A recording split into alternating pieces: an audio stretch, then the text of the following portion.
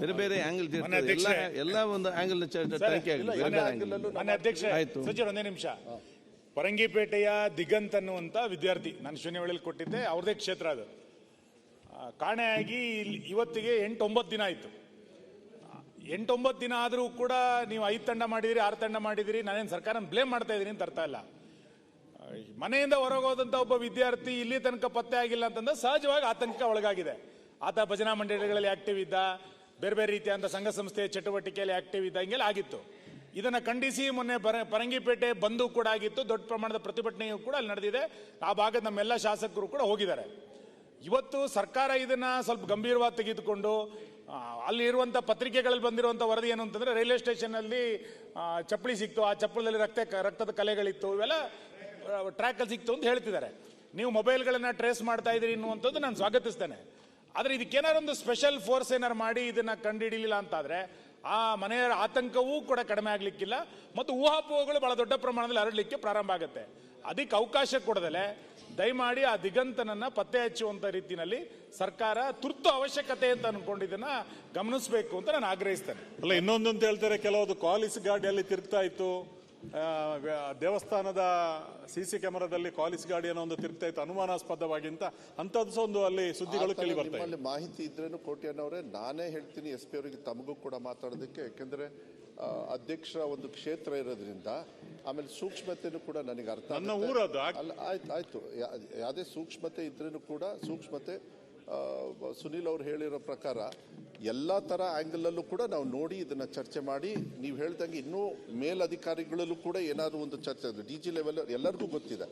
ಇನ್ನೂ ನಾವು ಏನು ಮಾಡಬೇಕು, ಅವ್ರ ಫ್ಯಾಮಿಲಿಯವರಿಗೆ ವಿಶ್ವಾಸವನ್ನು ತಗೊಂಡು ತನಿಖೆನ ಜೊತೆಗೆ ಮತ್ತು ವಾಟ್ ಇಸ್ ದ ಅಪ್ಡೇಟ್ ಏನು ಕೊಡಬೇಕು ಅವ್ರಿಗೆ ಕೊಡ್ತಕ್ಕಂಥ ಜವಾಬ್ದಾರಿಯನ್ನು ನಾವು ಮಾಡ್ತೀವಿ. ಸರ್ಕಾರ ಇದಕ್ಕೆ ಸಂಪೂರ್ಣವಾಗಿ ಬದ್ಧತೆಯಿಂದ ನಾವು ವ್ಯವಸ್ಥಿತವಾಗಿ ಕೆಲಸವನ್ನು ಮಾಡ್ತಕ್ಕಂಥದ್ದು ನಾವು ಮಾಡ್ತೀವಿ. ಅಧ್ಯಕ್ಷ ಉಮ್ಮನತೆ ಕೋಟ್ಯಾನ್ ರಹೀಮ್ ಖಾನ್. ಮಾನ್ಯ ಅಧ್ಯಕ್ಷರೇ, ನಾನು ನಮ್ಮ ಪೌರಾಡಳಿತ ಸಚಿವರಿಗೆ ಒಂದು ಪ್ರಶ್ನೆಯನ್ನು ಕೇಳಲಿಕ್ಕೆ ಬಯಸ್ತಾ ಇದ್ದೇನೆ.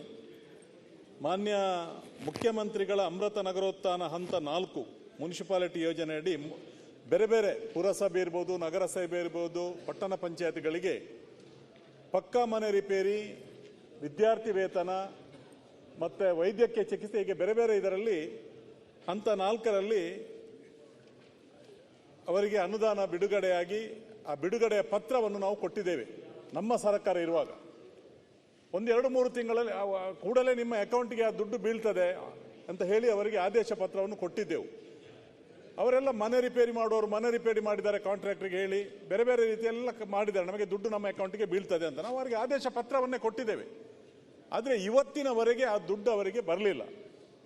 ನಗರ ಪಂಚಾಯತ್ ಇರ್ಬೋದು, ಪುರಸಭೆ ಇರ್ಬೋದು, ಪಟ್ಟಣ ಪಂಚಾಯತ್ಗಳಲ್ಲಿ ಆ ದುಡ್ಡು ಬರಲಿಲ್ಲ. ಹಾಗಾಗಿ ಅವರು ನಮ್ಮ ಮೇಲೆ ಈಗ ಬ್ಲೇಮ್ ಮಾಡ್ತಾ ಇದ್ದಾರೆ. ನೀವು ನಮಗೆ ಸುಮ್ಮನೆ ಕೊಟ್ಟಿದ್ದೀರಿ, ಅದು ಸುಳ್ಳು ಹೇಳಿದ್ದೀರಿ, ಹಾಗೆ ಹೇಗೆ ಅಂತ. ನಾವು ಸಾಲಗಾರರು ನಮ್ಮ ಹತ್ರ ಬಂದು ದುಡ್ಡು ಕೇಳ್ತಾರೆ. ಅದರಿಂದ ಮಾನ್ಯ ಮಂತ್ರಿಗಳು ಇದರ ಬಗ್ಗೆ ಕೂಡಲೇ ಗಮನ ಹರಿಸಿ ಏನು ಇದೀಗ ಎಲ್ಲ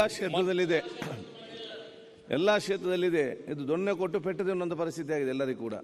ಯಾಕೆ ನಾವು ಪಟ್ಟಿ ಮಾಡಿದ್ದೇವೆ, ಬರ್ತಂತ ಹೇಳಿದ್ದೇವೆ, ಕೊಡ್ತಾ ಇಲ್ಲ. ಸೊ ಯಾಕೆ ಯಾವ ಅಧಿಕಾರಿ ಪೆಂಡಿಂಗ್ ಇಟ್ಟಿದ್ದಾನೆ, ಏನು ಯಾವ್ದು ನೋಡಿ ಒಂದು ನೀವು ಕ್ರಮ ತಗೊಳ್ಬೇಕು ತಕ್ಷಣ. ಮಾನ್ಯ ಅಧ್ಯಕ್ಷರೇ, after assembly already finance ಡಿಪಾರ್ಟ್ಮೆಂಟ್ಗೆ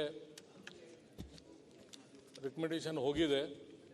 after assembly ಇದು ಅವ್ರ ಕ್ಷೇತ್ರದ ಏನು ಅಲ್ಲ, ಅವರೆಲ್ಲ ಇದೆ ರಾಜ್ಯದ ಸಮಸ್ಯೆ, ಇಂಡಿವಿಜುವಲ್ ಬೆನಿಫಿಷರೀಸ್ಗೆ ಆಫ್ಟರ್ ಅಸೆಂಬ್ಲಿ ನಾನು ಮಾಡಿಸ್ಬೇಕು. ಮತ್ತೆ ಅದನ್ನು ಕೊಡ್ತಕ್ಕಂಥ ಬೇರೆ ಬೇರೆ ಆಂಗಲ್ ಎಲ್ಲ ಒಂದು ಆಂಗಲ್ ತನಿಖೆ ಆಗಿದೆ. ಅಧ್ಯಕ್ಷ ಸಚಿವರು ಒಂದೇ ನಿಮಿಷ. ಪರಂಗಿಪೇಟೆಯ ದಿಗಂತ್ ಅನ್ನುವಂತ ವಿದ್ಯಾರ್ಥಿ ನಾನು ಶೂನ್ಯವೇಳೆಯಲ್ಲಿ ಕೊಟ್ಟಿದ್ದೆ, ಅವ್ರದೇ ಕ್ಷೇತ್ರ ಅದು. ಕಾಣೆಯಾಗಿ ಇವತ್ತಿಗೆ 8-9 ದಿನ ಆಯ್ತು. 8-9 ದಿನ ಆದರೂ ಕೂಡ ನೀವು 5 ತಂಡ ಮಾಡಿದಿರಿ, 6 ತಂಡ ಮಾಡಿದಿರಿ, ನಾನೇನು ಸರ್ಕಾರ ಬ್ಲೇಮ್ ಮಾಡ್ತಾ ಇದ್ದೀನಿ ಅಂತ ಅರ್ಥ ಇಲ್ಲ. ಮನೆಯಿಂದ ಹೊರಗೋದಂತ ಒಬ್ಬ ವಿದ್ಯಾರ್ಥಿ ಇಲ್ಲಿ ತನಕ ಪತ್ತೆ ಆಗಿಲ್ಲ ಅಂತಂದ್ರೆ ಸಹಜವಾಗಿ ಆತಂಕ ಒಳಗಾಗಿದೆ. ಆತ ಭಜನಾ ಮಂಡಳಿಗಳಲ್ಲಿ ಆಕ್ಟಿವ್ ಇದ್ದ, ಬೇರೆ ಬೇರೆ ರೀತಿಯಾದ ಸಂಘ ಸಂಸ್ಥೆಯ ಚಟುವಟಿಕೆಯಲ್ಲಿ ಆಕ್ಟಿವ್ ಇದ್ದ, ಹಿಂಗೆಲ್ಲ ಆಗಿತ್ತು. ಇದನ್ನ ಖಂಡಿಸಿ ಮೊನ್ನೆ ಪರಂಗಿಪೇಟೆ ಬಂದು ಕೂಡ ಆಗಿತ್ತು. ದೊಡ್ಡ ಪ್ರಮಾಣದ ಪ್ರತಿಭಟನೆಯೂ ಕೂಡ ಅಲ್ಲಿ ನಡೆದಿದೆ. ಆ ಭಾಗದ ನಮ್ಮೆಲ್ಲ ಶಾಸಕರು ಕೂಡ ಹೋಗಿದ್ದಾರೆ. ಇವತ್ತು ಸರ್ಕಾರ ಇದನ್ನ ಸ್ವಲ್ಪ ಗಂಭೀರವಾಗಿ ತೆಗೆದುಕೊಂಡು ಅಲ್ಲಿ ಇರುವಂತ ಪತ್ರಿಕೆಗಳಲ್ಲಿ ಬಂದಿರುವಂತ ವರದಿ ಏನು ಅಂತಂದ್ರೆ ರೈಲ್ವೆ ಸ್ಟೇಷನ್ ಅಲ್ಲಿ ಚಪ್ಪಲಿ ಸಿಕ್ತು, ಆ ಚಪ್ಪಲಲ್ಲಿ ರಕ್ತದ ಕಲೆಗಳಿತ್ತು, ಇವೆಲ್ಲ ಟ್ರ್ಯಾಕ್ ಅಲ್ಲಿ ಸಿಕ್ತು ಅಂತ ಹೇಳ್ತಿದ್ದಾರೆ. ನೀವು ಮೊಬೈಲ್ಗಳನ್ನ ಟ್ರೇಸ್ ಮಾಡ್ತಾ ಇದ್ದೀರಿ ಅನ್ನುವಂಥದ್ದು ನಾನು ಸ್ವಾಗತಿಸ್ತೇನೆ.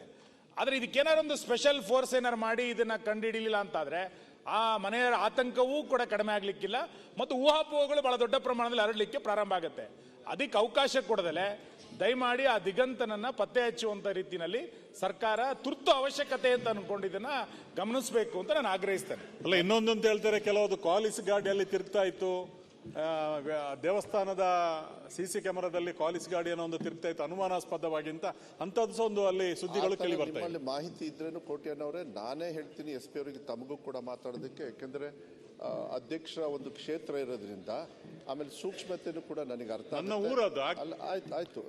ಯಾವುದೇ ಸೂಕ್ಷ್ಮತೆ ಇದ್ರೇನು ಕೂಡ ಸೂಕ್ಷ್ಮತೆ ಸುನೀಲ್ ಅವ್ರು ಹೇಳಿರೋ ಪ್ರಕಾರ ಎಲ್ಲ ತರ ಆಂಗಲ್ ಅಲ್ಲೂ ಕೂಡ ನಾವು ನೋಡಿ ಇದನ್ನ ಚರ್ಚೆ ಮಾಡಿ, ನೀವು ಹೇಳ್ದಂಗೆ ಇನ್ನೂ ಮೇಲಧಿಕಾರಿಗಳಲ್ಲೂ ಕೂಡ ಏನಾದ್ರು ಒಂದು ಚರ್ಚೆ, DG ಲೆವೆಲ್ ಎಲ್ಲರಿಗೂ ಗೊತ್ತಿದೆ. ಇನ್ನೂ ನಾವು ಏನ್ ಮಾಡಬೇಕು, ಅವ್ರ ಫ್ಯಾಮಿಲಿಯವರಿಗೆ ವಿಶ್ವಾಸವನ್ನ ತಗೊಂಡು ತನಿಖೆನ ಜೊತೆಗೆ ಮತ್ತೆ ವಾಟ್ ಇಸ್ ದ ಅಪ್ಡೇಟ್ ಏನು ಕೊಡಬೇಕು ಅವ್ರಿಗೆ ಕೊಡ್ತಕ್ಕಂಥ ಜವಾಬ್ದಾರಿಯನ್ನ ನಾವು ಮಾಡ್ತೀವಿ. ಸರ್ಕಾರ ಇದಕ್ಕೆ ಸಂಪೂರ್ಣವಾಗಿ ಬದ್ಧತೆಯಿಂದ ನಾವು ವ್ಯವಸ್ಥಿತವಾಗಿ ಕೆಲಸವನ್ನು ಮಾಡ್ತಕ್ಕಂಥದ್ದು ನಾವು ಮಾಡ್ತೀವಿ. ಅಧ್ಯಕ್ಷ ಉಮ್ಮನತೆ ಕೋಟ್ಯಾನ್ ರಹೀಮ್ ಖಾನ್. ಮಾನ್ಯ ಅಧ್ಯಕ್ಷರೇ, ನಾನು ನಮ್ಮ ಪೌರಾಡಳಿತ ಸಚಿವರಿಗೆ ಒಂದು ಪ್ರಶ್ನೆಯನ್ನು ಕೇಳಲಿಕ್ಕೆ ಬಯಸ್ತಾ ಇದ್ದೇನೆ.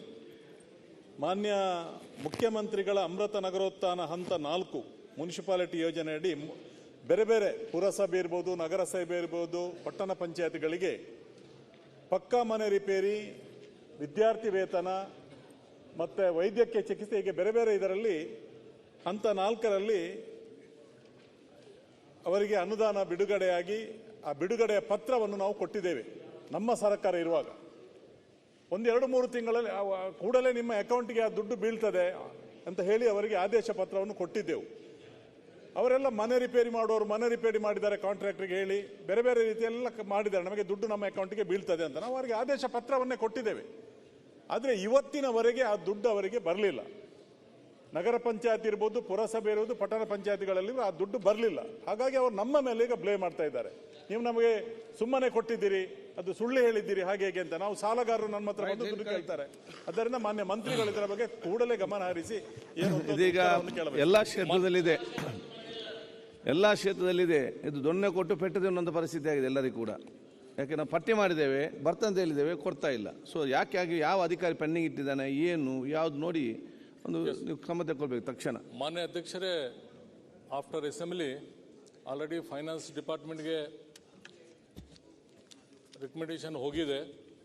ಆಫ್ಟರ್ ಅಸೆಂಬ್ಲಿ ಇದು ಅವ್ರ ಕ್ಷೇತ್ರದ ಏನು ಅಲ್ಲ, ಅವರಲ್ಲಿ ಇದು ರಾಜ್ಯದ ಸಮಸ್ಯೆ, ಇಂಡಿವಿಜುವಲ್ ಬೆನಿಫಿಷರೀಸ್ಗೆ ಆಫ್ಟರ್ ಅಸೆಂಬ್ಲಿ ನಾನು ಮಾಡಿಸ್ಬೇಕು. ಮತ್ತೆ